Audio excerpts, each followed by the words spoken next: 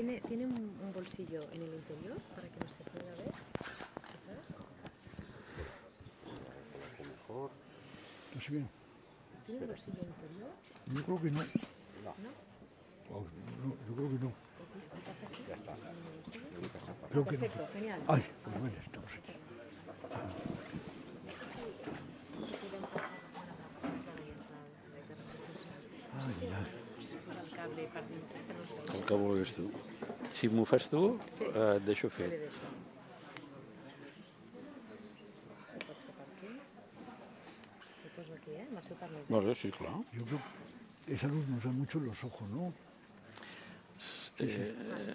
No podeu treure una mica de llum? Se puede... Sí, ara ho arreglen. Ay, ay.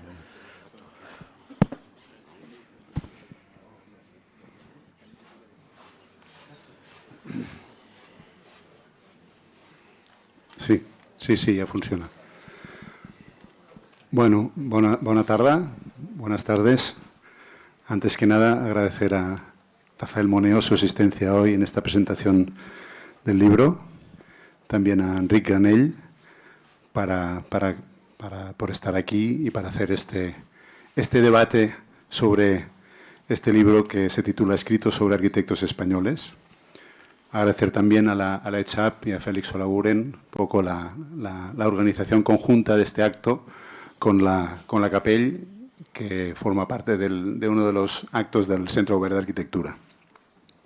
Yo solo daros la bienvenida, deciros también que para mí Rafael Moneo fue un profesor de la escuela que yo no tuve. Yo entré en la escuela en el 86-87 y lo que sí que tuve es una inercia de lo que supuso, digamos, el magisterio de Rafael Moneo en Barcelona, que marcó una época.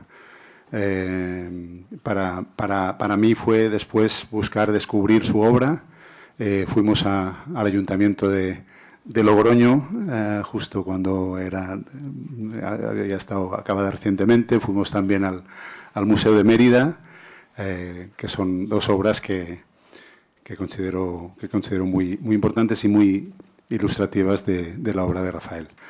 También deciros que el libro me ha gustado mucho por una cosa, que es que se nota el hecho de que Rafael Moneo estuvo dando clases en Barcelona, porque es escrito sobre arquitectos españoles donde se mezclan arquitectos de toda España de una manera muy, no sé cómo decirlo, de una manera muy integradora, en el sentido de que hay un discurso que casi solo Rafael Moneo podría hacer, por el gran conocimiento que tiene de los arquitectos catalanes de esa época. Desde Correa y Milá hay un capítulo digamos, que se dedica al Jardineto, por un lado, y por el otro lado también está un capítulo de Vaquero Palacios, ¿no? Que es esta continuidad que creo que tiene nuestra profesión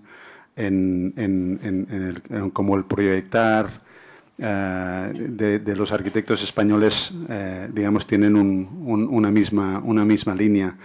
También es bonito cuando habla de la Escuela de Barcelona y luego que como contraposición se hizo que aquella... Bueno, ahora hablemos de Madrid un poco, ¿no? Hubo este artículo de Oriol Buigas hablando de la Escuela de Barcelona y luego desde Madrid se hizo como la contrarréplica, pero en un ambiente como de mucho compañerismo que yo creo que tenemos que reivindicar y intentar volver a tener, que yo creo que falta un poco esta relación entre los diferentes arquitectos de toda España. También en un punto del libro habla sobre el libro de Aldo Rossi, La arquitectura de la ciudad, y como aquí, hablando de Barcelona, Llach Hermós un día tituló La ciudad de los arquitectos, ¿no? Como los arquitectos, digamos, hacemos ciudad y hacemos este entorno en el que vivimos y en el que hacemos cultura. Vaya, decir también que la publicación es del Ministerio, del MITMA. Excusar la presencia de Iñaki Carnicero y Nuria Matarrodona, que finalmente no han podido venir, me han pedido que lo diga y que encuentro que es un libro muy bien editado, es un libro muy interesante, recopilación de artículos y, como os decía, yo creo que es una herencia y un libro que solo Rafael Moneo podría hilvanar y en eso veo que es el punto más interesante del libro. Bueno, os dejo con Enrique Granell y con Rafael Moneo para que debatan y hablen y nos hablen sobre el libro. Muchas gracias.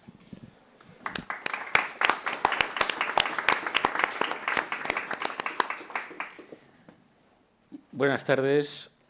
Sé que no me han venido a escuchar a mí, sino a Rafael.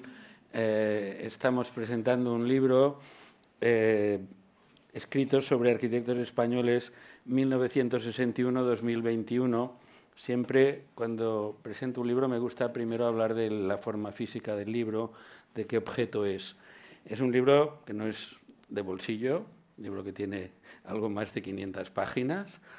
Es un libro curioso porque, siendo un libro de arquitectura y sabiendo los comentarios de Rafael como son, es un libro que no tiene ilustraciones, es un libro de letra y es un libro además que tiene una ordenación un poco incontrovertible, es decir, empieza el año 61 y acaba en el momento en que se acaba la recopilación. Empieza el año 61 porque el año 61 es el año que él se titula, es el año que abandona el despacho de Oiza, es el año que gana el Premio Nacional de Arquitectura con Fernando Higueras y que todo eso le lleva a trabajar con Hudson.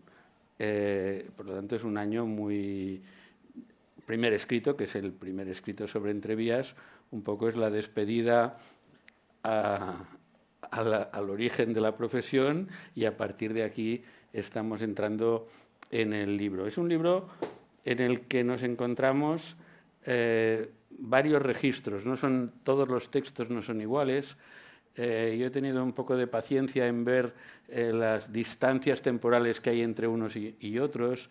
No es un libro continuo, no es un libro que hable, no son obras completas en el sentido de que él tiene más escritos sobre arquitectos españoles. Él ha escrito sobre Villanueva, o sobre Silvestre Pérez, o sobre Gaudí, pero no están. Estos arquitectos españoles no están. Yo creo que este libro tendría que tener un subtítulo, que se llamaría Arquitectos españoles a los que he conocido, porque efectivamente no hay ninguno de los que aquí se tratan que no haya tenido una relación contigo. Es decir, siempre ha habido relaciones de profesores, de maestros, que no son lo mismo, un profesor y un maestro es muy diferente, de compañeros de generación, de alumnos de diferente época, alumnos de estudio, alumnos de escuela. Es decir, es un compendio de una serie de escritos que yo creo que al final, cuando acabamos el libro, hemos leído mucho de Moneo también. Es decir, no solamente de las referencias que él hace a los diferentes autores de los que trata, sino que está en mucha medida vehiculando esa discusión a través de lo que él piensa de la arquitectura, y eso lo vamos viendo en el paso del tiempo, cómo las discusiones se van acompasando. Si ahora tuviéramos otro libro de escritos que no fueran sobre arquitectos españoles, también de Rafael, pues veríamos que hay unos vasos comunicantes entre una y otra cosa, entre la manera de explicar y los objetos explicados. Bueno, pues muchas gracias, Enrique, por acompañarnos en esta presentación de un libro que hay que explicar por qué está encima de esta banqueta. Porque en el año 2015, pues no sé, que el jurado tuvo la gentileza y la generosidad de verme como para el Premio Nacional de Arquitectura en 2015, y eso traía consigo el hacer un libro sobre la propia obra. Y cuando esto se puso en marcha, debió ser el 2016 o 2017, ya me llamaron la dirección correspondiente, oye, que tienes que hacer este libro que traía consigo el premio, esa especie de recompensa de ofrecer la posibilidad de mostrar lo que has hecho. Y como en la Galería Thyssen, vamos, en Thyssen, estaba la exposición grande de mi trabajo, me dio pereza el pensar en decir, bueno, ahora tengo, después de haber hecho todo el esfuerzo de hacer aquel catálogo, volver otra vez a recoger la obra o a presentarla de otra manera, me parecía que era demasiado, y entonces yo les dije, en lugar de hacer ese libro, a lo mejor también porque no veía cuánto todo este material que estaba escrito tenía otra posible salida, ¿por qué no hacemos y por qué no publicamos lo que he escrito sobre compañeros? Incluso decir, bueno, y en lugar de hacer la exposición también que llevaba consigo sobre mi trabajo, que ya estaba allí en Thyssen, hacemos una exposición de estos arquitectos de quienes habla en el libro. Hubiera sido todo mucho más laborioso y más costoso. Aceptaron lo del libro y pasaron 2 años y el año 2021 o 2022 me dijeron, oye, que se ha quedado este libro sin hacer, hay que hacerlo. Y entonces, con la ayuda de una profesora de la Escuela de Arquitectura de Zaragoza, que es Carmen Díaz Medina, fuimos recogiendo los artículos y llegando a la conclusión de que había que publicarlos todos. O sea, si tiene valor este libro, es que no hay enmiendas o no hay... Algunos nos hemos olvidado, pero no ha sido exclusión voluntaria, ni olvido, sino simplemente que por la razón que sea pudo quedar traspapelado. Y entonces el libro cubre efectivamente el año 61 al 21 y tiene razón Enrique al decir que son los arquitectos españoles a quienes yo he conocido, a quienes he tratado y quienes son las figuras que están en el horizonte de mi vida como arquitecto, los colegas que están en mi vida como arquitecto, que obviamente hay una afinidad con todos aquellos que más o menos aquí aparecen.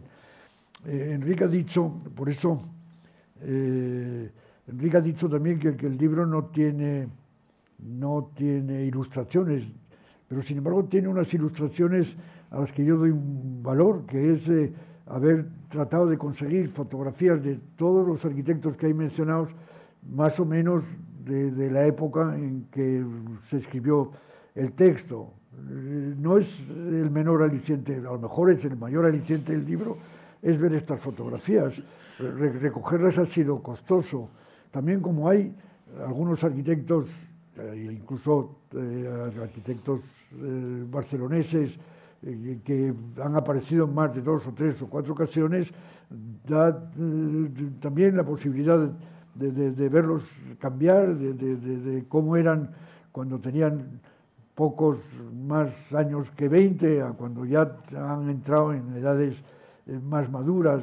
Y hay algunas fotos estupendas, no sé, la foto de Terradas de Coder es maravillosa.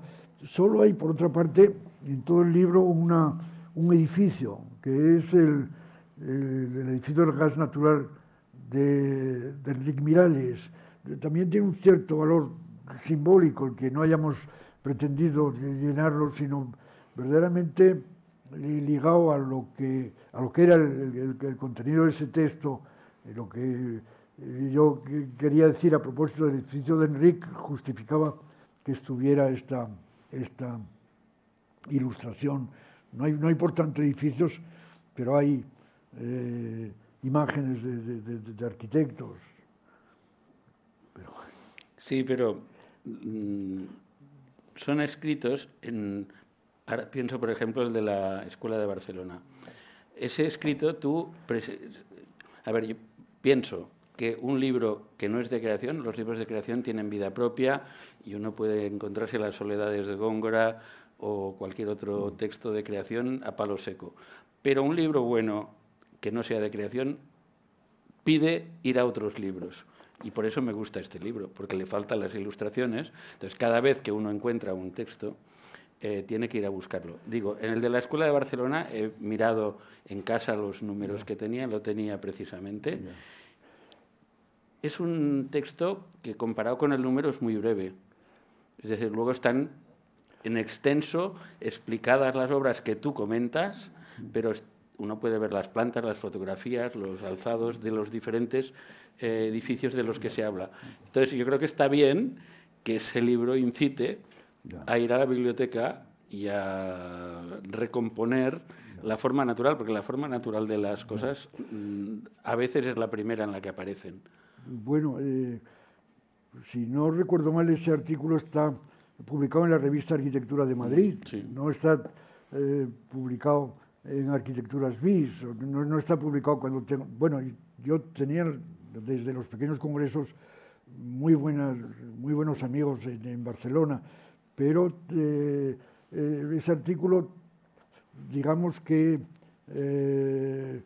no sé, me permitía salir al paso de una lectura de la arquitectura barcelonesa de aquellos años más o menos ligera, que podemos decir que se hacía en Madrid.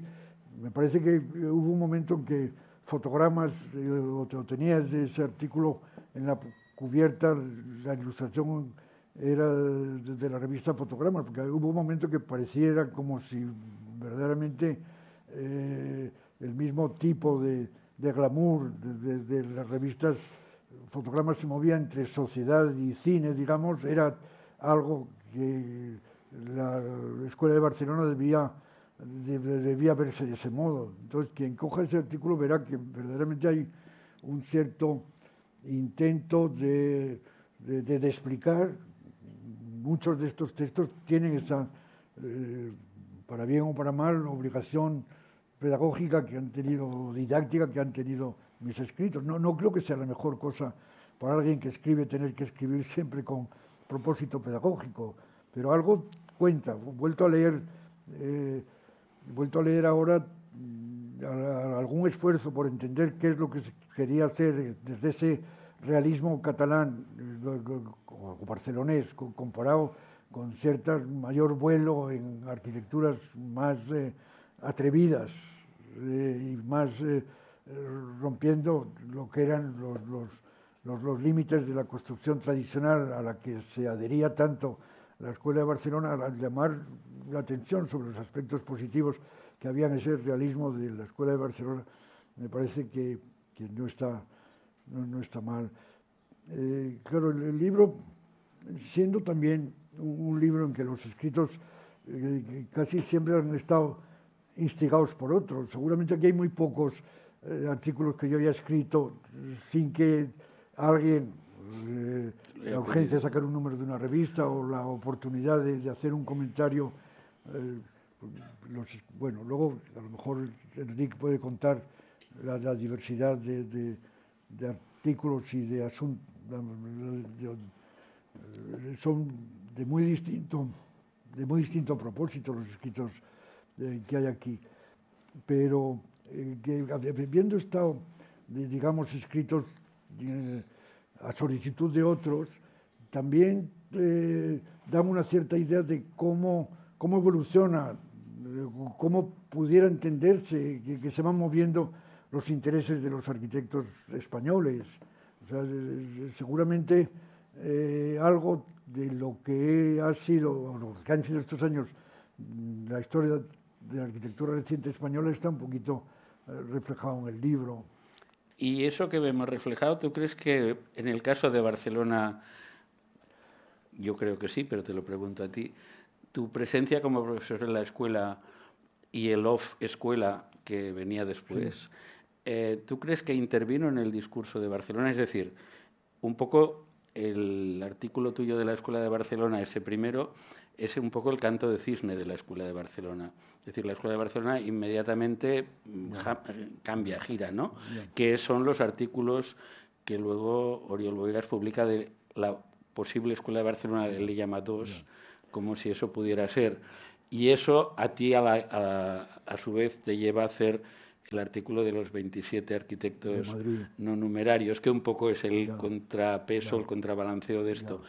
Y yo creo que en esas dos operaciones, tanto en la de Barcelona, que tiene además, ya que estamos ahora en el colegio, tiene una visualización muy clara en el concurso de la sede nueva, del nuevo edificio, que es ya en época arquitecturas bis, y que tuvo un jurado lujosísimo, con José Luis Sert, con Alejandro de la Sota, con Federico Correa, es decir, tuvo un número entero de arquitecturas. Yo creo que en este proceso tú tienes algo que ver. Es decir, tú trajiste a Barcelona una serie de cosas que en Barcelona en principio no estaban. Y de la mezcla de las que estaban con las que trajiste tú, se generó un nuevo caldo de cultivo. Bueno, me parece que no voy a contestar a la pregunta que me estás haciendo, pero voy a tratar de no alejarme no sé, del hilo de la conversación.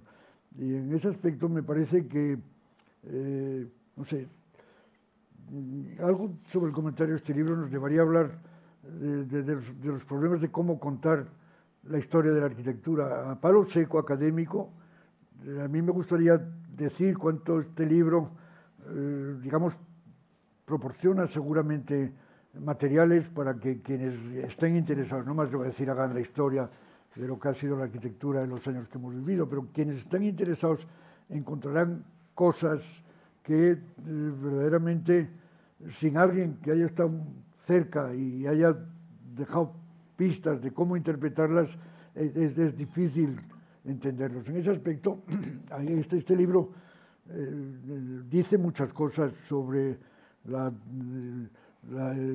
intrahistoria de los arquitectos barceloneses o catalanes o barceloneses, porque claro, este libro se explica bien cómo efectivamente los arquitectos de la Escuela de Barcelona tienen o van dejando paso a núcleos de resistencia, o más que de resistencia, de oposición que estaban apareciendo. Desde ese punto de vista, el estudio de Mora Viaplana Piñón era, no cabe duda, gente que no estaban cómodas con la Escuela de Barcelona, vamos, o con lo que hacían los arquitectos de la Escuela de Barcelona. Y este libro hay muchos momentos en que proporciona, digamos, si no instantáneas, por lo menos pistas para seguir. Claro,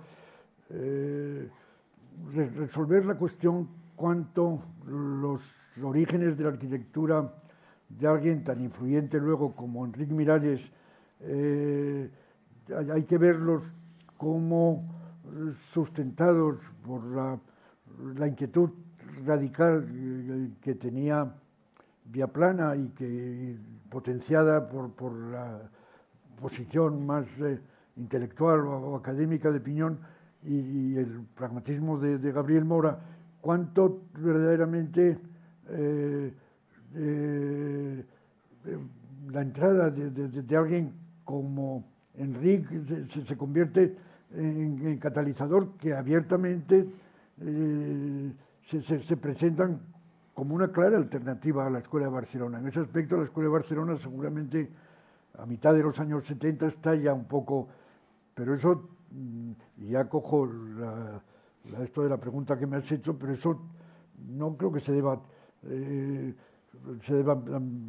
absoluto a mi presencia, el que Enric había estado en la escuela como estudiante, pero no se debe en absoluto a mi presencia la actitud y la posición de Mora Viaplana Piñón. Y en Mora Viaplana Piñón es donde, porque claro, luego realmente Enric se convierte en algo más que un delfín. O sea, incluso hay una, me parece, ruptura, decidida ruptura por parte de Enric de no tener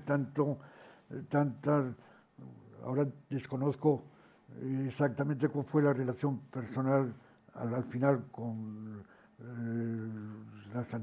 sus antiguos colegas del estudio, pero Enric emerge como una figura independiente y con vida propia, y habría que ver, como digo, cuánto hay un intercambio de contribuciones por parte de Enrique y por parte de Viaplana, pero en esto yo me veo ajeno.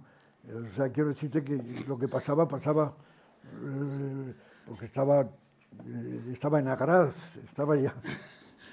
Bueno, pero Enrique siempre ha reconocido que sin tu presencia él seguramente no hubiera sido quien llegó a ser, ¿no? Es decir, yo me acuerdo, perdón por hablar personalmente, me acuerdo cuando estabas haciendo las viviendas del Paseo de La Habana, que Enrique dibujó el Crescent de Bath,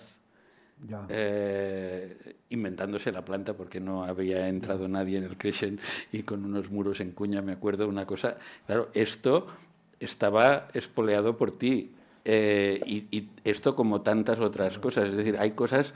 La Escuela de Barcelona se basaba en un pragmatismo exacerbado, y tú enseñaste en la escuela a analizar las cosas, que eso en Barcelona no era habitual. Bueno. Y yo creo que ese juego entre pragmatismo y...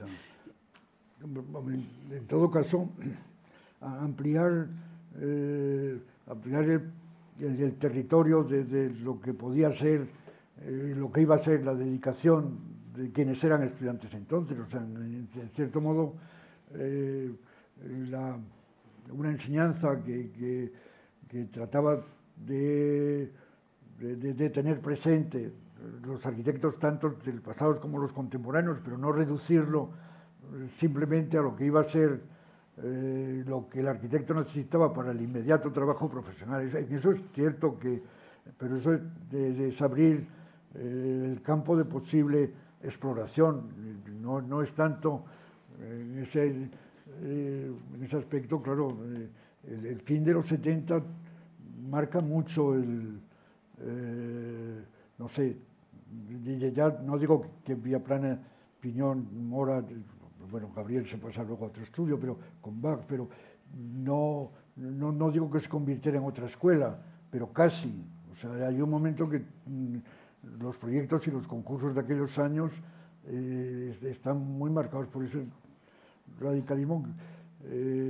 Hombre, Viaplana tenía una idea muy clara de lo que quería hacer. O sea, realmente, y yo creo que algo de ese radicalismo de Viaplana pasa en Enrique, pero bueno, no sé. Pero no está en el libro. Nos está separando del libro mucho, y no sé si hay que ser tan endogámico como...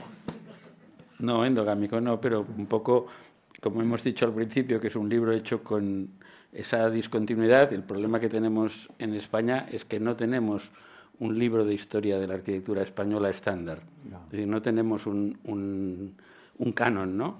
Y por lo tanto, todos los escritos sueltos que tenéis tú y muchos de los que estamos aquí son piezas que costará mucho hilvanarlas en un todo continuo, porque a lo mejor es que la arquitectura española no es continua, y por lo tanto reconozcámoslo y pensemos, pues eso, que son como pequeños pinchazos en una realidad que es muy complicada, o por lo menos que somos nosotros incapaces y no hemos sabido leerla de una manera general. O tal vez es pensar que los libros generales son un engaño y vale más la explicación que los detalles.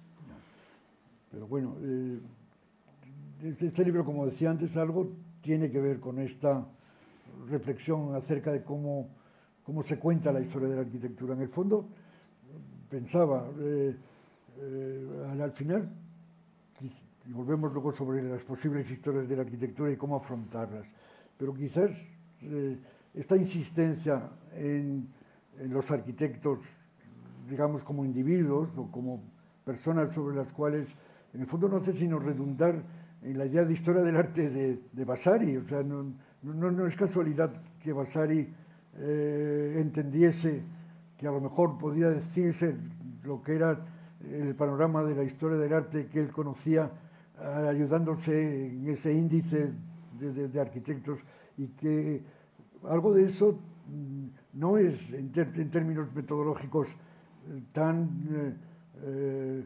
inverosímil, que todavía esta colección de examen de individuos sea una manera de... Porque claro, si se miran supongamos ahora, en un momento dado, me parece que has aludido también todo eso, si se mira, suponte que que estos escritos sobre arquitectos entre el 61 y el 21 lo hubiéramos hecho en estos momentos de tanta, lo hubiéramos hecho en términos de decir, arquitectos andaluces o arquitectos en Galicia o arquitectos en el País Vasco, arquitectos, seguramente el libro hubiera sido más reductivo que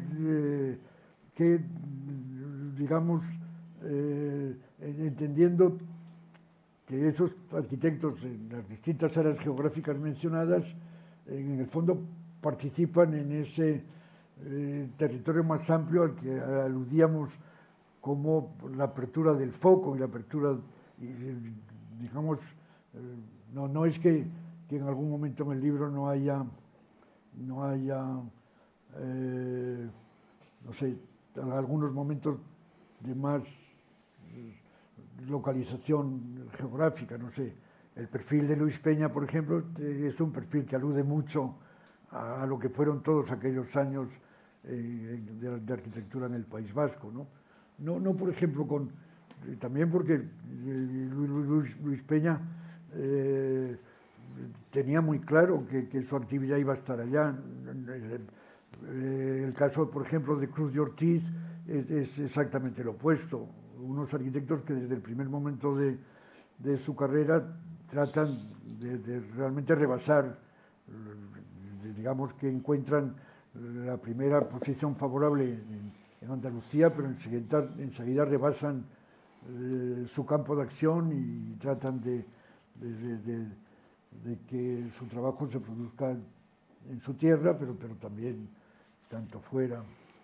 Bueno, es a quien dedicas más escritos, ¿no? ¿Sí? A Cruz de Ortiz es a quien dedicas más escritos de todo el libro. Bueno, yo los he contado y además son los que te debe haber costado más encontrar las fotos, ¿no? Porque efectivamente hay un artículo cada 3 o 4 años. Las de Cruz de Ortiz son preciosas, vamos. Sí. También tienen un estudio. Y se ve cómo se van haciendo mayores. Pedido, las hemos encontrado así sin mucho esfuerzo, pero bueno, me parece que en eso a lo mejor no está mal que volviésemos sobre la muy distinta naturaleza de los escritos. O sea, en realidad, digamos, con Cruz de Ortiz o Iza o Torres, Martínez de la Peña, el mismo Enrique, de aquellos de quienes más se escribe, también porque he tenido más momentos en los que bueno, quería decir algo a propósito de ellos. También es una satisfacción el ver la evolución en algunos momentos de quienes has escrito algo en un momento muy de comienzo de su carrera, ver la consistencia con que el trabajo se produce y viéndolos crecer, ¿no? Y en eso el libro está bien. Pero bueno, los escritos son muy distintos, porque hay algunos comentarios, algunos son prólogos, otros son desgraciadamente perfiles de arquitectos menos conocidos, a quienes por razón incluso de escribir un obituario uno necesita colocarlos, y no es el menor valor del libro el ver aparecer y ver entreverados con arquitectos más conocidos, otros menos, y que sin embargo son tan, no sé, dibujan también los intereses. Decíamos al venir aquí el perfil de Jerónimo Moner, por ejemplo, ¿no? Es corto, pero verdaderamente cuenta un poco de un papel de arquitecto en una ciudad no metropolitana, sino en esa vida un poco distante de Barcelona, esa capacidad de, sin embargo, vivir mucho con lo mejor que le ofrecía Barcelona, ¿no? Bueno, yo creo que sí, esa variedad. Yo el primer caso que veía era el de los profesores, y creo que el más mayor de todos los arquitectos de los que hablas es de Adolfo Blanco. Ya. Y un poco lo tratas como el ángel caído, ¿no? Es alguien que ha estado en Roma en su juventud y que acaba de arquitecto municipal en el Ayuntamiento de Madrid enseñándoos lo que mide una zanja de cimentación, ¿no? Y un poco lo tratas con un respeto venerable, pero no dejas de pensar en la mala vida que ha tenido o que ha acabado teniendo, ¿no? Bueno, pero yo he venido en el tren esta mañana leyendo algunos, casi más de la mitad del libro, pero uno de los que he leído, por ejemplo, ha sido ese. Y pasa, como has dicho tú también, que claro, el libro, no habrá muchos, pero si alguno lo lee enteramente, pues efectivamente tendrá ocasión de saber muchas cosas acerca de mí mismo. En este caso, esta historia de acerca de mí mismo, en el caso de Adolfo Blanco, es muy bonito, porque claro, yo sé de Adolfo Blanco a través de quien era el librero en Tudela, que se llamaba Herminio Rollo, a donde iba a buscar libros y a encontrarse con gentes más jóvenes, Fernando Remacha. Fernando Remacha era un músico de la generación, algo mayor que Monpou, incluso, vamos, por ponerlo en edad, que había sido músico de alguna importancia, había ganado la oposición, había estado en Roma, en la prisión de Roma, había coincidido allí con García Mercadal, con Emilio Moya, que era de la familia Moya, el Delfín, y de quien más se esperaba, con este pintor Valverde, que luego me encontraré yo con él como director de la escuela, y con este Adolfo Blanco. Adolfo Blanco era hijo y con Fernando García Mercader, Adolfo Blanco era hijo de una familia que gestionaba el periódico más reaccionario que había en Madrid en los años 20. Eso no está dicho ahí. Se llamaba El Siglo Futuro. Y era más allá incluso del más acendrado carlismo, una cosa tremenda. Entonces, todos los pensionados que estaban en Roma eran completamente del signo contrario y se metían, pero Adolfo Blanco era un dandy, se ve un poco ahí, una foto. Casado con una señora de Jerez, así muy... Y realmente vuelve a Madrid y se encuentra siendo arquitecto municipal en los años 40 y era un arquitecto como profesor tampoco dado a estimular entusiásticamente a los estudiantes, sino con una dosis de lúcido escepticismo en lo que eran sus consejos, sin atreverse a decir mucho más que una zapata tenía que tener 60 centímetros por lo menos, o que realmente los aseos en un edificio público, si se podían colocar a norte, eran mejores. Había esa especie de sensación. Entonces, al haberme extendido en todo esto, quiero decir que quien lea esto sabrá muchas cosas acerca de mí. O sea, que cuando yo llegué a Madrid,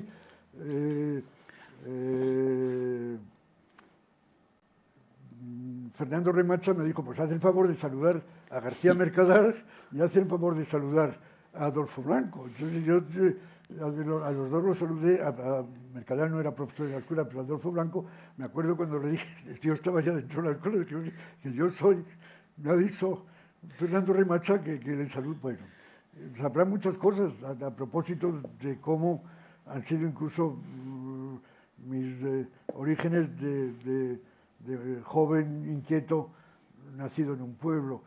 Entonces, tratando, por ejemplo, cuando en el texto como el perfil de Oiza joven, pues cuento cómo era la casa de Oiza, cómo trabajaba, sus hijos, su método, lo que supuso para mí. O sea que en eso hay mucha cosa, digamos.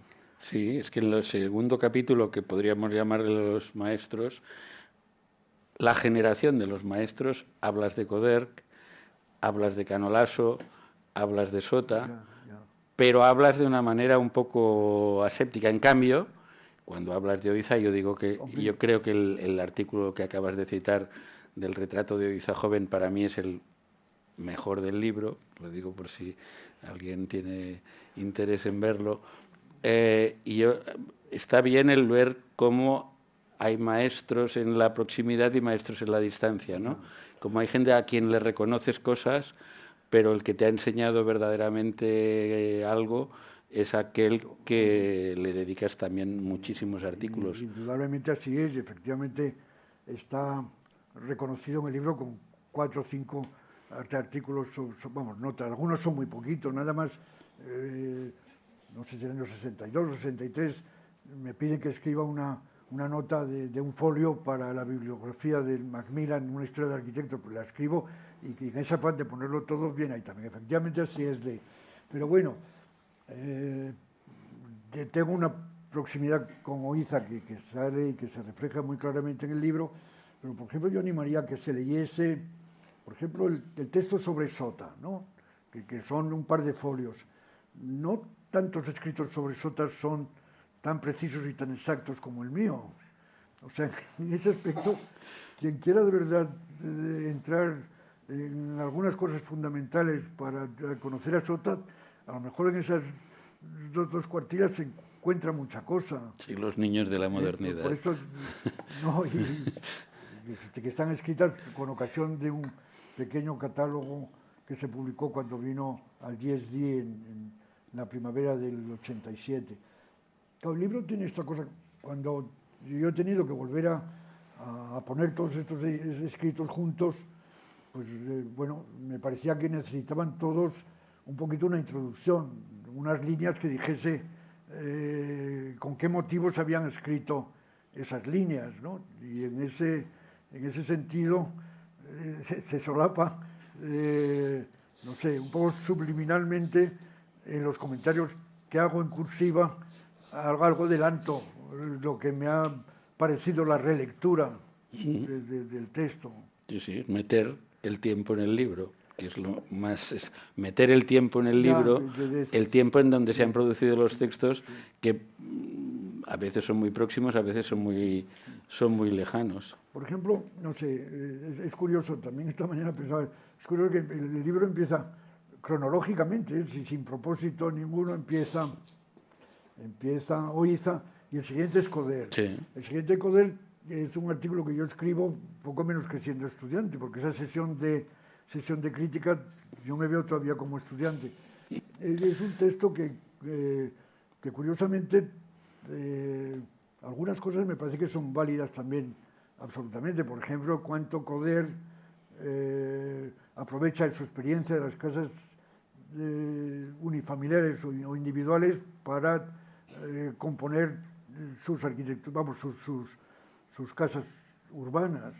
Y en el caso concreto del edificio de Madrid, es más que obvio, porque, claro, no habíamos leído todavía los textos sobre la ciudad de los italianos y de Rossi. Claro, si hay una actitud ante la ciudad no rossiana, es el edificio Girasol de Coder. Pero me ha hecho gracia ver que verdaderamente vienen por casualidad Oiza y Coder, que a lo mejor son a quienes corresponde la primacía en una, no sé, jerarquización de lo que son los arquitectos. Y en el artículo de Coder adelantas tú cosas que dirás más tarde en los escritos sobre la tipología, cosas que no están aquí, ¿no? En el libro aquel que hicisteis sobre el barrio de Salamanca, todo eso está adelantado en ese escrito. Sí, pero bueno, está curioso. Luego, entre los compañeros también hay de diferentes generaciones. Hay gente más próxima en edad y gente menos próxima. Y aquí lo que está bien es ver esa dispersión geográfica, ¿no? Tratas de arquitectos de Sevilla, de arquitectos de País Vasco, de arquitectos catalanes, de arquitectos madrileños. Es decir, tú tienes un poco el síndrome del viajero de Antonio Pont. Tú haces el viaje de España, ¿no? Tú haces la recomposición de una geografía imposible de recomponer, que es esa geografía. Ya. Ay, Dios mío. Ya, no sé, volviendo, pero en ese caso,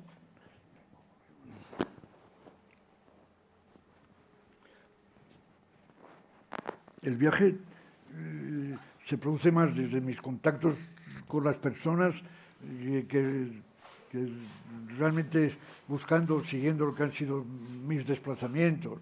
O sea, en ese aspecto, no sé, hay muchos arquitectos, digamos, fuera de las dos grandes ciudades, Madrid y Barcelona, que aparecen porque, por la razón que sea, no sé, aparece el texto sobre Fernando Redón, o el texto sobre José Ervina, o el texto sobre Carbonell, o desgraciadamente alguno de los obituarios, como hay por ahí. En realidad, por ejemplo, hay poca crítica arquitectónica. O sea, en realidad, no veo yo que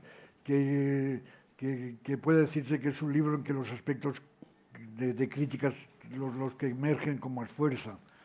Aunque a veces si la crítica es también interpretación de lo que un arquitecto pretende hacer, sí que habría algunos momentos claros de crítica. O sea, en ese sentido, la interpretación de la obra de Torres La Peña, o la interpretación incluso de la obra de Enric Miralles. O sea, yo no creo que haya tantos textos como el artículo para el croquis, la muerte de Enric, que se comprometan tanto con explicar la arquitectura de Enric. Sobre Enric se ha escrito mucho, pero no sé si tan convincentemente para explicar lo que hizo. Y ahí, sin embargo, que en alguno de estos, sobre Enric debe haber 4 o 5 piezas, pero alguna de ellas, la que es más sustanciosa o sustantiva, que es la del artículo del croquis, me parece que sí adelanta, o es una idea respecto a cómo entender y interpretar su arquitectura que seguiría manteniendo ahora, ¿eh? Y que animo a alguien que esté interesado en ver esta interpretación tan invasiva, o sea, esta sensación de que la arquitectura solo puede producirse desde un orden formal que tiene la fuerza de una naturaleza artificial, y esta condición panteísta que le impide acotar algo que acepte el perímetro, un perímetro dado, sea por los criterios de propiedad con los que vivimos, sea por los criterios estéticos o ontológicos de configuración de un edificio. Para Enric, atrapar un pedazo de ese mundo fluido, sin forma, y que quedaba, sin embargo, recogido como una porción, no digo de ese mundo ideal, porque el pensamiento de Enric no es, rara vez, curiosamente, se refiere, las utopías siempre parece que están ligadas a propuestas sociales. La utopía formal de Enric no tiene nada que ver con las utopías sociales, tiene, sin embargo, que ver con una utopía formal aún más ambiciosa, exageradamente ambiciosa, me atrevería a decir. Bueno, ya que has citado el texto de Elías Torres y José Antonio Martínez La Peña, creo que Elías está por aquí, yo creo que en 3 líneas o 4 haces una crítica sin decir nada más que las palabras que dices, Ya. con una puntuación estupenda, Ya.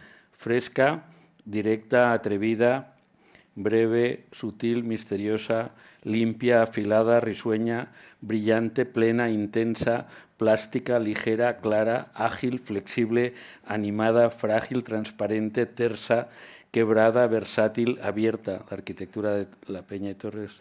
Bueno, demasiados adjetivos. Bueno, eso va contra lo que decía no creo que, Oriol en los primeros años. Defenderse solo con los adjetivos es suponer un lector menos osado de atreverse a que quien escribe suba muy alto y no haya lugar a entender lo que quiere decir. O sea, que en ese, pero bueno, más o menos, si los adjetivos algo tienen que ver con la noción de idoneidad o de adecuación, más o menos seguiría admitiendo que los mejores momentos de la arquitectura de Elías y José Antonio cumple con alguno de esos adjetivos al menos. Luego tenemos algunos personajes oscuros que aparecen en el libro, oscuros para el común de los lectores, y yo me he quedado con muchas ganas de haber conocido a José Ervina, porque aparece en varios lugares, aparece en Juan Navarro, aparece en Oiza, aparece en varios lugares, y es un personaje que podrías habértelo inventado, y no haber existido nunca. Pero es verdad, por ejemplo, ahí no voy tan atrás como hubiera podido ir, como cuando hemos comentado el texto sobre Adolfo Blanco, porque cuando yo entré en preparatorio en el Colegio Jesuitas de Tudela, Ervina estaba en séptimo, o sea, yo coincidí con él con un margen de 7 o 8 años. José Ervina era 7 o 8 mayor que yo. Y entonces, bueno, todavía pasábamos el verano en Zarauz, y el último verano que yo me había decidido ya a hacer arquitectura, y él, habiendo yo contactado con él y habiendo en la Escuela de Artes de Oficio que regentaban los franciscanos una tablita de Donatello que era un San Juanito, pues mira, si vas a ir a estudiar tendrás que pasar por esto, vamos a dibujar, o sea que yo hice un dibujo con él. Al final resultó que ingresamos los dos en el mismo curso y nos encontramos con que íbamos a ser compañeros de curso con esos 8. Claro, esta gente, esa diferencia tan grande daba lugar a que verdaderamente una clase fuera muy heterogénea en lo que eran los saberes o los conocimientos de la gente. José Ervina, en esos 8 años que le había costado ingresar, no había sido ajeno a contactar con los pocos libros de arquitectura que había, en decirnos quién era Gropius y Le Corbusier. Muchos de los primeros libros supimos de ellos a través de él, ¿no? Entonces, bueno, también por lo que fuese, también no sé si entrar en... vivía solo su madre, su padre había muerto muchos atrás, y entonces al terminar la carrera no tuvo otra opción que irse a Vitoria, y fue en Vitoria arquitecto municipal y luego arquitecto más o menos independiente. Claro, que era una persona mucho más madura que nosotros. Yo recuerdo las primeras, él estaba en un colegio mayor en Nebrija, donde estaba también Peña y donde estaba Eduardo Mangade, había todas estas... recuerdo organizar 2 conferencias que fueron las primeras conferencias que yo hice sobre arquitectura, sin haber todavía ingresado en la escuela, y organizadas por él sin haber ingresado todavía en la escuela, que fueron 2 clases o 2 conferencias, porque eran a la noche, eran las 10:30 después de... 2 de Gutiérrez Soto y 2 de Zuazo, o sea que verdaderamente el comienzo sin entrar en la escuela, y era...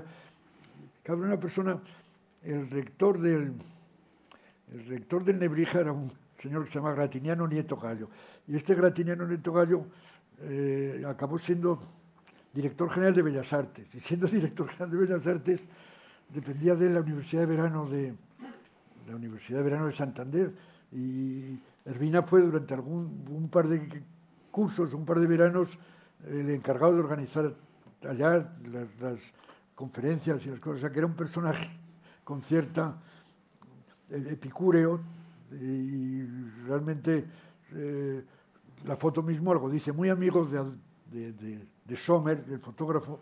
La foto algo tiene, a él le gustaría haberse parecido a Mies, ¿no? Está con un pitillo todavía en lugar de con un puro, pero bueno, con ese abrigo cruzado, la foto de su amigo con los taburetes puestos patas arriba, es una foto bonita, ¿no? Bonita, bonita.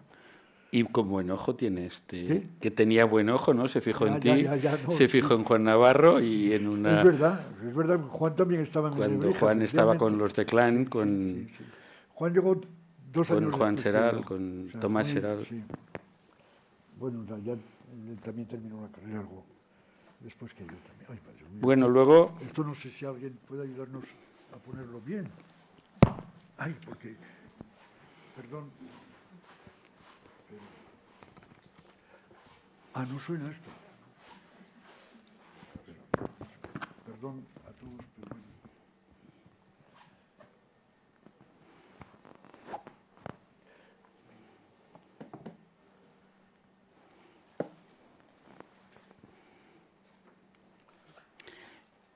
luego yo aquí había apuntado las revistas en las que habían aparecido tus textos, que no son ni más ni menos que las revistas que soportan lo que en un futuro podrá ser un armazón de la historia de la arquitectura española. Hogar y arquitectura, arquitectura nueva forma, arquitecturas bis, cuadernos de arquitectura, cuaderns, el croquis, AV, 2G, DC, pero además a ti te debemos en buena medida en que los escritos de arquitectura breves por el medio hayan pasado también a los periódicos. Es decir, tú no era habitual en los años 60 y 70 que comentarios de arquitectura aparecieran en la prensa. Y bueno, algunos de tus textos han aparecido en ABC, en El País, en La Vanguardia, no muchos, Pero poca cosa, ¿no? no muchos, pero han abierto un Poca cosa. cierto camino que ahora muchos periódicos han seguido. Pero bueno, desgraciadamente, por ejemplo, recuerdo ahora el decano Lasso, me parece que es un obituario, uno de ellos, los dos son, porque uno es el obituario en ABC, es explicando un poco quién era y explicándolo un poco, diciendo lo que había hecho en Madrid, ¿no? Te cuento en cuanto algunas de las características de la ciudad están tan explícitas en su arquitectura, y el otro, al hacerme académico en Bellas Artes, yo tenía que hacer mi discurso refiriéndome a él, pero bueno, ese es ABC. Luego alguno en El País, pero no mucha cosa. No, Por ejemplo, pero algunos. el de Dionisio Hernández Gil, el último, también esto es curioso, porque los dos últimos son relaciones personales de muy distinto carácter. La de Oíza, claro, Oíza para nosotros era, cuando ingresamos en la escuela, una persona mítica, casi inalcanzable. Dionisio Hernández Gil, sin embargo, era un compañero de curso, y de curso tampoco él quedó más atrás, pero bueno, un compañero y amigo, y la tristeza de verdaderamente, pero bueno. Bueno, yo para acabar, porque no tenemos que agotar a la gente, aunque luego si alguien quiere preguntar algo, Pero bueno, te iba a preguntar sobre el carácter diverso de dos de tus alumnos a los que les dedicas más espacio. Uno es Enric Miralles, es alumno tuyo en la escuela y en buena medida sale de ahí. Pero los otros son Mansilla y Tuñón, que son del estudio. Y es curioso, yo lo había hablado, la posibilidad con Luis Mansilla de que él buscase a alguien que pudiera unir esos dos mundos. Es decir, como tú has sido capaz de tener dos discípulos tan distintos, ¿no? Y porque a lo mejor se producían en una geografía diferente, uno en la geografía escolar, el otro en la geografía del estudio. Bueno, pero vamos a ver, esa pregunta la puedo contestar, todas las he contestado cómodamente, no me he sentido en absoluto, pero bueno, con respecto a Enric, no, yo no lo considero tanto como al ser un discípulo entre 60, 80 o 100, vamos, los que eran de la clase, y verdaderamente muy pronto descubierto por Elio Piñón, y no otra cosa sino ese ampliar lo que pudieran ser su campo de intereses en lo que yo haya podido intervenir en él. Luego, es verdad que él era una persona con quien daba gusto hablar de arquitectura, aunque él tenía sus ideas muy fijas. O sea, en ese aspecto, Enric seguramente era bastante hermético en el sentido de no dejarse demasiado influir por el pensamiento de otros. En el caso de Mansilla y Tuñón, pues efectivamente, a los 10 años de haber dejado el estudio, las obras, que ya eran bastante, 4, 5, 6 que habían hecho, permitían ver un sesgo que no era exactamente coincidente con lo que hubieran podido ver en el estudio, pero que efectivamente el conocimiento o el contacto con determinadas vías de trabajo vistas en el estudio hubieran podido llevarles a él. Y entonces, en lugar de ser un texto, digamos, crítico, redactado como un continuo, el vehículo que se usa para hablar de ellos es encontrar un decálogo al que sirven. Me parece que eso es lo que hago, o sea, un decálogo en el que es un decálogo que a lo mejor coincidiría ya con lo que son muchos de los intereses de la gente de su generación. O sea, esta cosa de resolver la arquitectura con un encuentro feliz de una pieza sintética que resuelva construcción y estructura del edificio, no sé, una atención a los materiales, los 10 puntos que hay ahí, que me parece que en cierto modo obvian la actitud crítica por mi parte, pero descubren los intereses en cuanto a identificar un decálogo que pueda dar soporte a su carrera.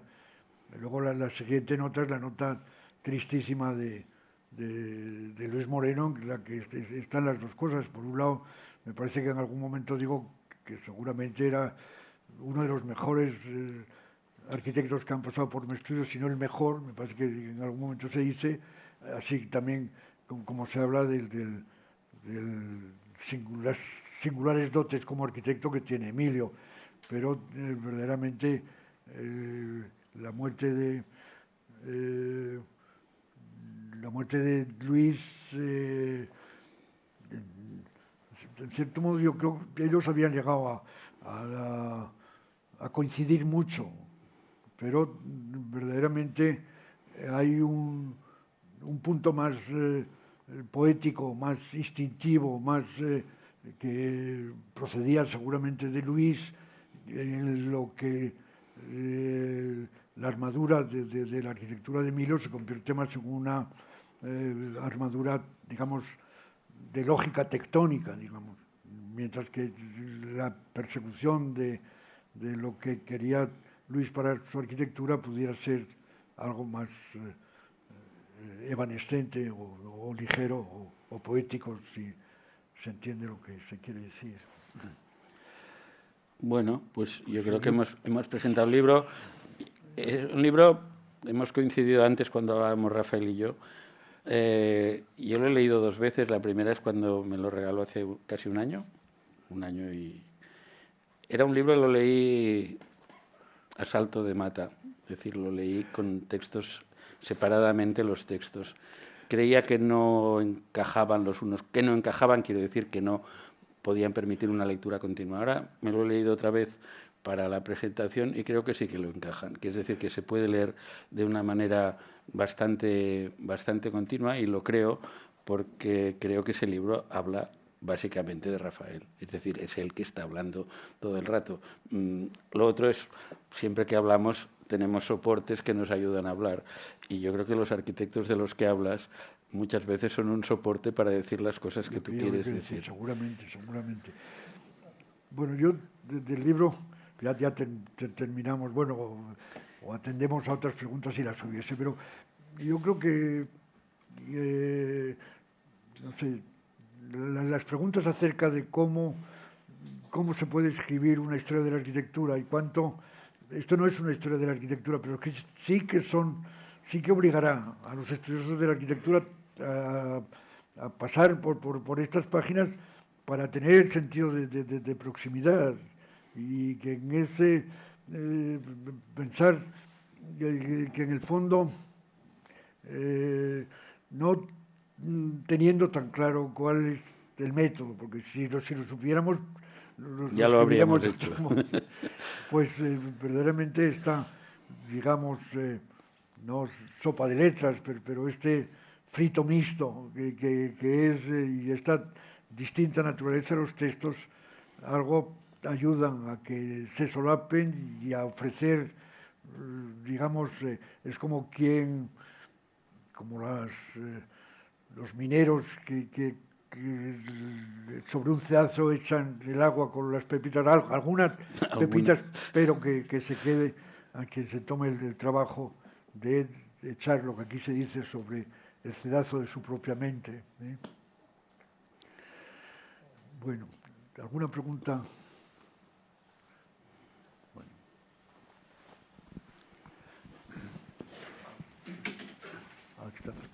Bueno, yo en realidad no he leído el libro, por tanto estoy en falso.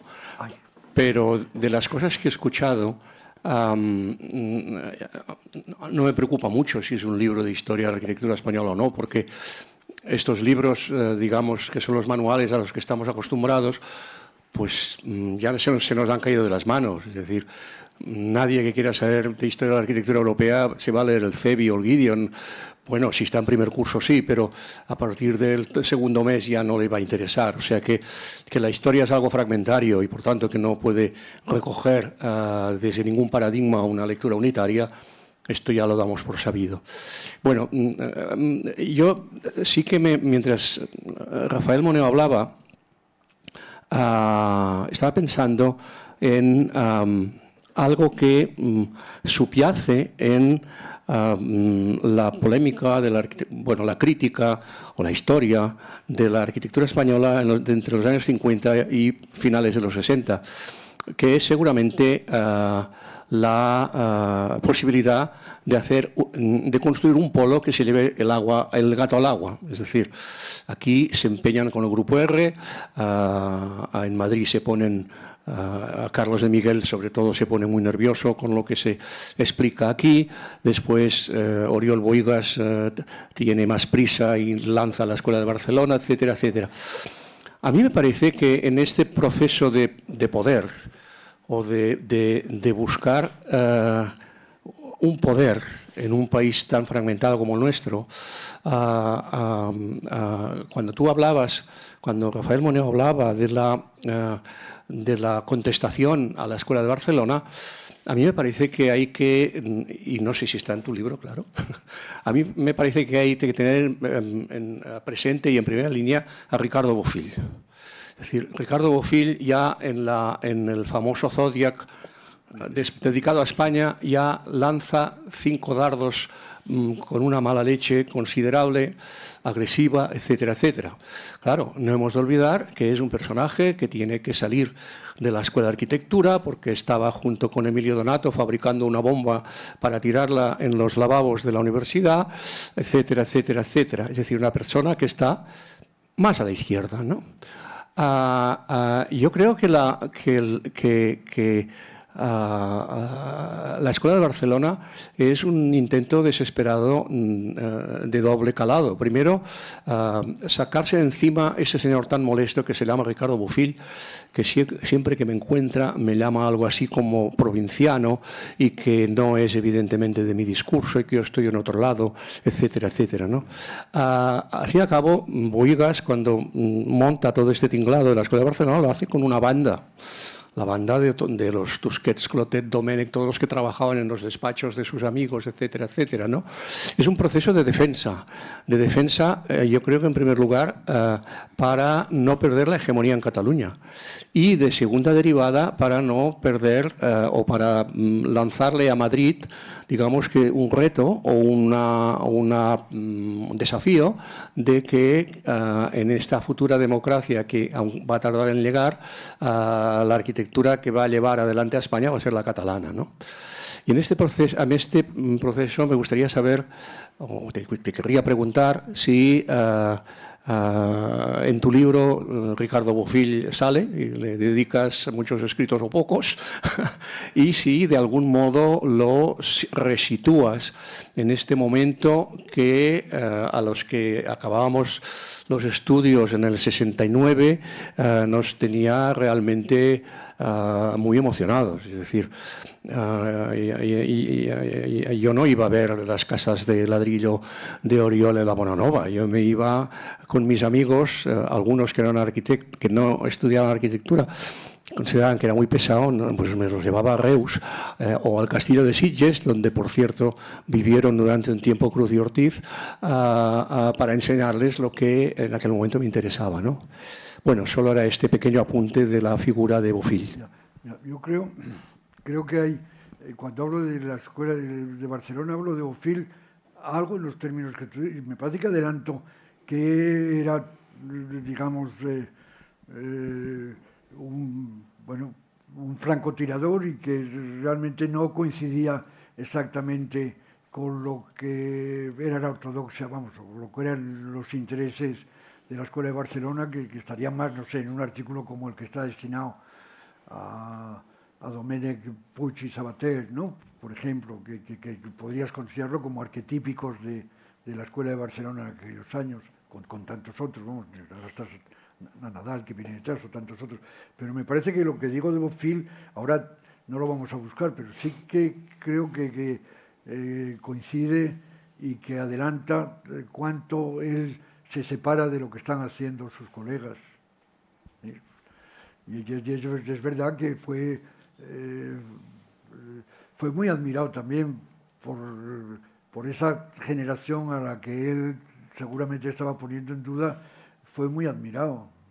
La calle Nicaragua, me parece, o algunas de esas casas, yo las recuerdo también recibidas con, no sé, con mucho gusto, como alguien que estaba refrescando e intentando no incidir en algo que ya se sabía y que parecía más agotado. Ahora no lo vamos a buscar en el libro, pero en el libro de... Ahora no, y yo creo también... Ya lo veré. Si lo encuentro, te envío el párrafo para ahorrarte el buscarlo, José María. Y yo creo que también que en esta pugna hay que tener en cuenta dónde se aprendía la arquitectura. En España habían secularmente 2 escuelas de arquitectura. Y a partir de los años 60 y muchos, 70 y pocos, empiezan a aparecer la Escuela de Valencia, la Escuela de Sevilla, luego otras, y creo que esa situación desbloquea esa pugna. Esa pugna hoy ya no se podría volver a dar.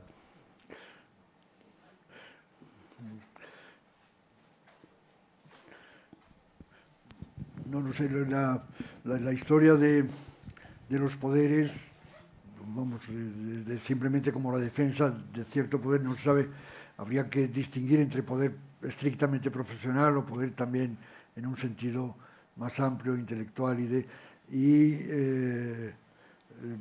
por otro lado, no sé, algunos otros, por ejemplo, Antón Capitel, que acaba de publicar un libro también sobre historia, pues insiste mucho en una tesis de los arquitectos madrileños tratando de recuperar el tiempo perdido y enlazar con la modernidad más estricta, ¿no? Por un lado, y en los años 60, cuando aquí, digamos, está el apogeo de la Escuela de Barcelona, moverse hacia un organicismo, o sea, esa visión frente a los poderes estrictamente estilística, o sea, decir, bueno, si el término cultura arquitectónica significa algo, el cambio que se produce en Madrid a los 60 es ese cambio que también luego se refleja o se plantea un poco en la Escuela de Madrid entre sotianos y gente más próxima a Oiza, digamos, ¿no? Pero eso sería distinto, es decir, en Madrid la crítica no se ve tanto como esa crítica solo de poder, que aquí parece que se tuviera más claro el significado de la arquitectura ligada al poder. En realidad, si hablamos de poder, mucha de esa arquitectura moderna está en realidad, no sé, encargada por instituciones públicas en Madrid, ¿no? Te digo, sea de Morezón y Corrales o de la Sota, o sea, de los poblados dirigidos, o sea, en realidad casi todo viene de otro tipo de control del poder, que a lo mejor es más fácil el control del poder solo desde el poder, no es tanto político, pero desde el poder administrativo político, digamos, ¿no? Bueno, no sé. tenía una pregunta para los dos, para Rafael como autor, para Enrique como analista. Hace años, Rafael, tuvimos ocasión de mantener una conversación larga en la que Rafael Moneo hablaba de Rafael Moneo, ¿no? No creo que ese artículo esté incluido como uno de los arquitectos de los que hablas en este caso, pero lo menciono porque en aquella conversación te preguntaba por qué haces cuando estás en otras cosas. Y te quejabas, decías, al interpretar, por ejemplo, un gesto como el del esquiador haciendo la cuña, ¿no? Y me decías, no, es que no esquío, es que no monto a caballo, es que no hago nada, terminabas diciendo, ¿no? Comento esto porque en los comentarios que se han oído esta tarde, y quizá eso pasa en el libro, en ese transcurrir de los diferentes textos y dónde fijas tu punto de atención, hay un momento que has mencionado en Emilio y en Luis, como una bipolaridad entre la lógica tectónica, has dicho, y entre lo evanescente poético, casi entre la profesión y la vida, ¿no? Entonces me preguntaría por ahí si en ese transcurso de estos artículos, quizá tu punto de atención se ha podido ir como derivando de una inicial lógica tectónica o lógica a una evanescencia poética, orientes directamente por lo que es la vida. Bueno,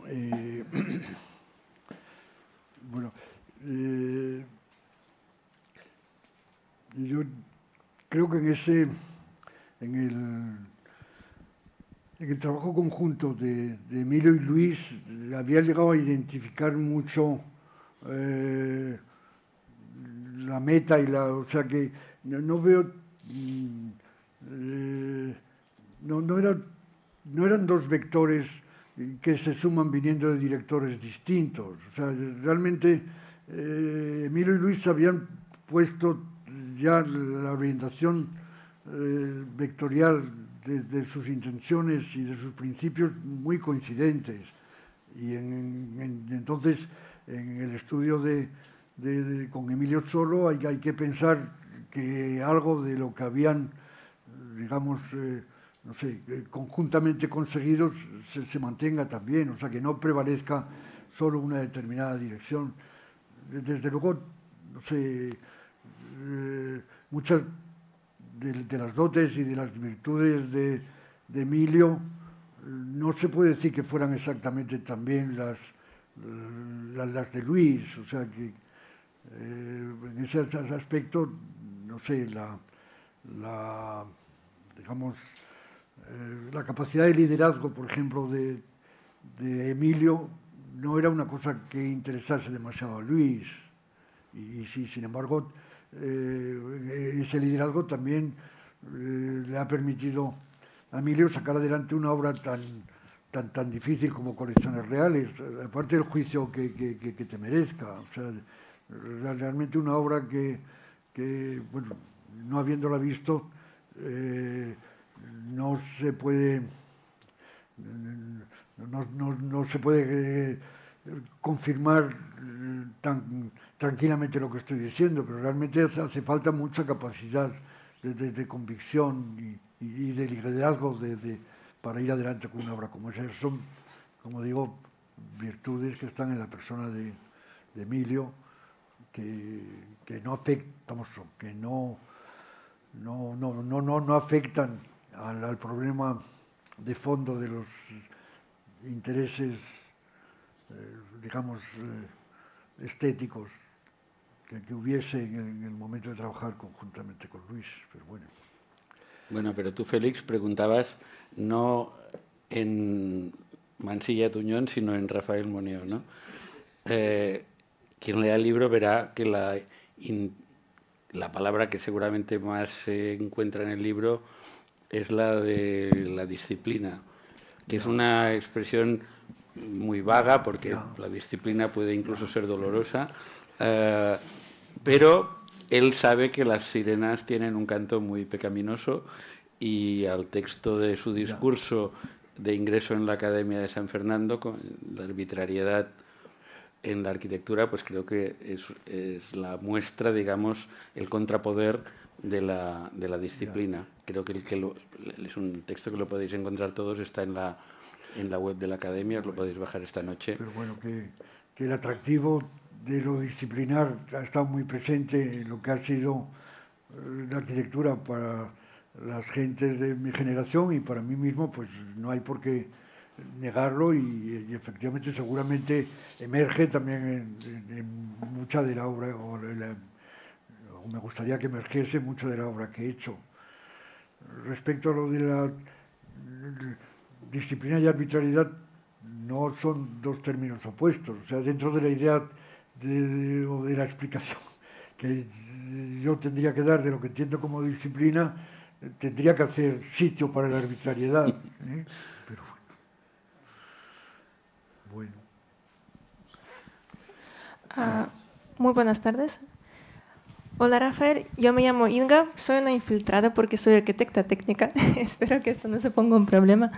En mi caso, una pregunta, más bien una reflexión. Estudié en la EPSEP y sí, aquí estoy. Estudié en la EPSEP y uno de mis profesores que más me ha influido fue Joaquín Montón Lecumberri, que comparte origen antiguo, que es de Navarra y exactamente de Tudela. Y me pregunto, ¿qué es lo que pasa en Tudela que saca tantísimo talento? Bueno, y bromas aparte, mi comentario era que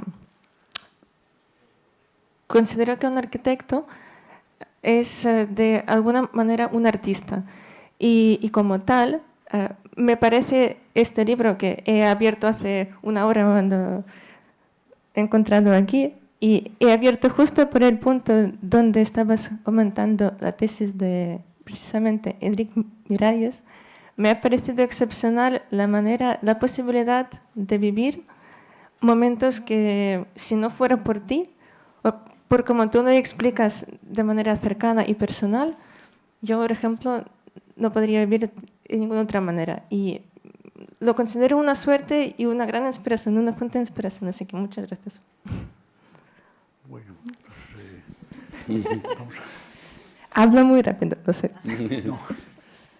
Pues bueno. Un poco decirme, más o menos... No, te agradece los momentos que tú descubres en los que has estado tú y que los demás no hemos estado y que gracias a ti ahora estamos. Bueno, no sé, no te fíes tanto. Bueno, todo lo que digo que he estado, pero tampoco hay que magnificar tanto tu condición de testigo en algunos momentos. O sea, no, es verdad que, no sé, por ejemplo, si se habla, no sé, de la aparición del posmodernismo, pues yo tengo muy claramente haber visto cómo se fragua, qué textos lo inspiran, cómo se defienden, todo eso, pero eso no quiere decir tampoco que tenga tanto valor lo que uno ha visto. O sea, uno puede, digamos, dar razón de ello y contribuir a describir la escena con más actores o con más conocimiento pero no más que eso, ¿no? O sea, que en ese, no sé, seguro también que cada generación encuentra o va a encontrar seguro momentos que puedan parecer tan relevantes en lo que el cambio tiene de atractivo como hayamos podido vivir en la nuestra. O sea que un arco de 60 años de vida profesional, que es mucho, pues ha dado ocasión a ver a muchas gentes y a ver muchos cambios, pero no quiere decir que los cambios hayan terminado ya. O sea, seguro que el tiempo que viene va a permitir una vida igual de inquieta o más de lo que puede ser la vida que hayamos vivido nosotros, la gente de nuestra generación. Y bueno, aquí el mayor soy yo ahora en estos momentos, o sea que realmente no veo tanta gente que bueno, yo puedo, digamos, acercar a la generación inmediatamente posterior a la mía, que es más joven y que puede enlazar más con la del público que hay aquí. Pero bueno, pues esto es complicado, ¿eh? Bueno, pues yo creo que... Yo tengo, Rafa, una pregunta muy simple, pero que te quería preguntar sobre, desde tu posición como profesor en la escuela y en ese momento en que estabas aquí en Barcelona, el papel del estudio PER, de Clotet, Tusquets, Bonet y Sirisi. Yo veo al estudio PER, volviendo otra vez a también lo que ha considerado José María de Bofill, los PER era también una vía abierta a algo alternativo a la Escuela de Barcelona, a pesar de que estuvieran muy próximos por razón de proximidad o maestría, no sé, con Correa, Clotet y Tusquets, etc. Hombre, quizás el mérito de los PER fue que fueron los primeros en ver a Venturi, ¿no? Yo creo que la arquitectura de las primeras tiendas o las arquitecturas, los PER, digamos que introducen ese componente de heterodoxia o por lo menos de no pensamiento único de lo moderno muy desde el principio, ¿eh? Y muy, bueno, no hay hacer el elogio de los PER ahora no es necesario, y es un papel muy, muy importante. Ahora, no sé, ¿cómo pierden, no sé, cómo pierden presencia? ¿Cómo evolucionan los PER? Es más difícil explicarlo. Vamos, yo creo que los PER tampoco viven con tanta autonomía con lo que fue el momento entre, no sé, el 67 o 68 hasta el 70 y tantos, no sé, me parece que las otras vías de heterodoxia catalana o barcelonesa pasan por otras cosas, pero bueno, de esa contribución me parece muy importante. Bueno, yo creo que si entretiene el libro un rato, pues habrá hecho bastante. Y ahora, ya que no están la gente del Ministerio, pues recordar una vez más que se cumple con ello, con un ministerio que hoy es infraestructuras, movilidad. Es muy complicado ahora. Es un ministerio con 3, me parece, ¿no? Transporte, movilidad y agenda urbana, pues por eso, ¿eh? Bueno, pues nada más, muchas gracias.